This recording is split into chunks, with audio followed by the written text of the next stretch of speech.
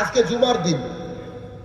গত জুমায় বাংলাদেশে ভূমিকম্প হয়েছিল, মনে আছে?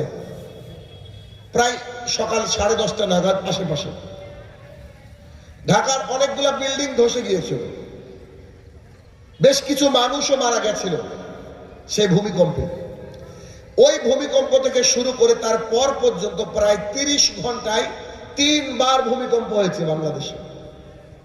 আজকেও ওই নরসিংদী, এই নরসিংদী একটা ঢাকার পাশেরই এক এলাকা, নরসিংদীর মাধবডিহি বলে একটা জায়গায় 3 বার ভূমিকম্পের উৎসস্থল ওটা ছিল। এতে আমরা অনুভব করেছি ভূমিকম্প ভারতবর্ষে বসে। অনেকে বোধহয় টের পেয়েছেন, গত জুমার কথা বলছি। তো এই যে ভূমিকম্প, এই ভূমিকম্পগুলো হচ্ছে এমনি এমনি নাকি কোনো কারণ আছে? নিশ্চয় কোনো কারণ আছে।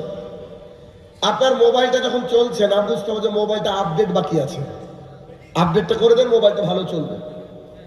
আল্লাহ সুবহানাহু ওয়া তাআলা আমাদেরকে পাঠিয়েছেন সংবিধান, পাঠিয়েছেন কোরআন এবং হাদিস, শিক্ষক পাঠিয়েছেন, যে শিক্ষক আমাদেরকে একটু একটু করে বলে গিয়েছে। এখন এই ভূমিকম্পে আমাদের উপকার নাকি ক্ষতি বলেন তো? ক্ষতি। তাহলে ভূমিকম্প বন্ধ করার জন্য কিছু নিয়ম নীতি আছে, কিছু হিসাব নিকাশ আছে, সেগুলো যদি আমরা করি তাহলে ভূমিকম্প বন্ধ হবে ইনশাআল্লাহ। আমরা কি চাই যে ভূমিকম্প বন্ধ হোক? নিশ্চয় চাই। একটু আগেই আপনাদের মসজিদে শুয়েছিলাম, হঠাৎ দেখছি সোশ্যাল মিডিয়া কাজ করছে না আমার মোবাইলে। কি ব্যাপার? তো দেখছি আপডেট নিবে, একটু আগে আপডেট করলাম মোবাইলটা, তখন দেখছি আবার আগের মতো চলছে। তো এরকম করে আল্লাহ তাআলা আমাদেরকে পাঠিয়েছেন তার জমিনে। আমাদের যেমন মোবাইলটা আপডেট না হলে চলে না, আল্লাহ সুবহানাহু ওয়া তাআলার দিনও আপডেট হওয়া লাগে। তো এই ভূমিকম্প পাপ দিয়ে শুরু করি। প্রথমে এই যে ভূমিকম্প যে গজব, এটা দিয়ে শুরু করি। এখানে 3টে পাপের কথা বলবো, একটু মনোযোগ সহকারে শুনবেন।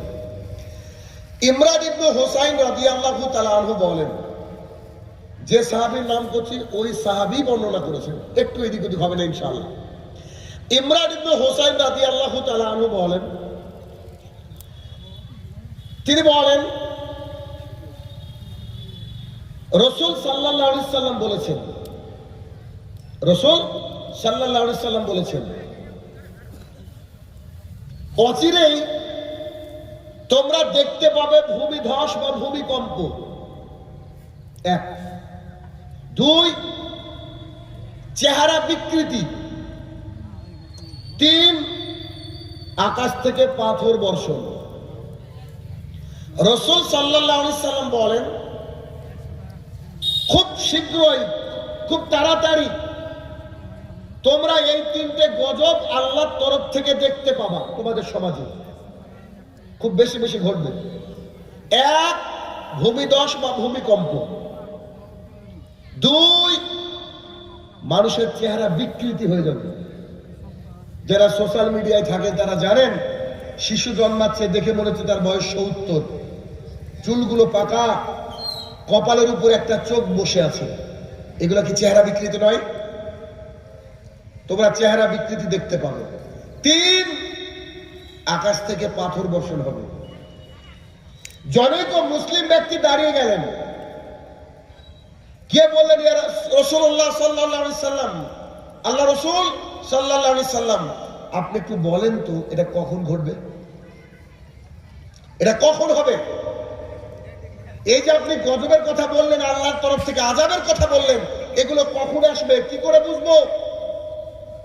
তখন রাসূল সাল্লাল্লাহু আলাইহি ওয়াসাল্লাম বললেন, যখন তোমাদের সমাজে নায়িকা বেড়ে যাবে, গায়িকা বেড়ে যাবে, গায়িকা, যখন তোমাদের সমাজে গায়িকা বেড়ে যাবে। 2 বাদ্যযন্ত্র বেড়ে যাবে। 3 মদ্যপান বেড়ে যাবে।